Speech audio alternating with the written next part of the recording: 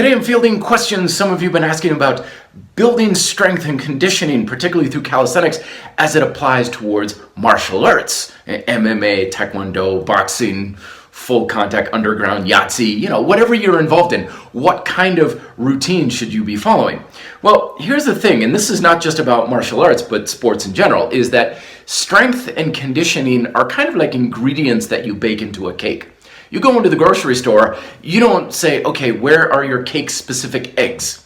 It's a basic, simple ingredient that you can use in a specific way to get a specific result. And that's kind of the way that almost all strength and conditioning really needs to work. We don't need to have fancy functional training exercise. This became very popular in the 90s when people were attaching like golf clubs to cable machines and mimicking golf movements and stuff. Basic strength and conditioning is going to more than cover everything you need.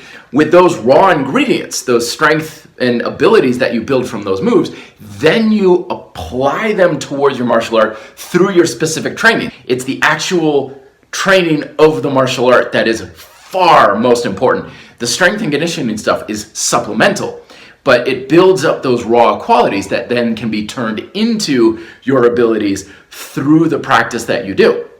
Now, with that said, the caveat to that is see if you have any glaring weaknesses that you should focus on. Ask your coach or instructor, like, what do you, physically, of my abilities, what do you think is holding me back? And then train those specifically, but only to you.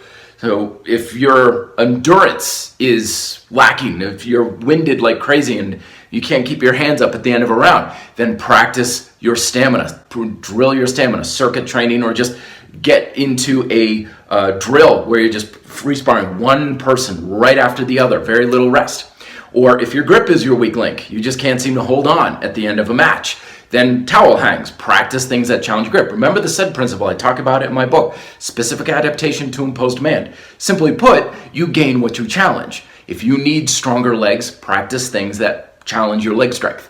If you need more stamina, practice in a way that challenges your endurance. It's not very complicated. But again, that's only really applicable if you have a specific weakness to work on. Otherwise, general strength and conditioning that you'll find in like convict conditioning, Get Stronger method, almost anything will probably be more than enough to cover you. Questions down below. Be fit, live free.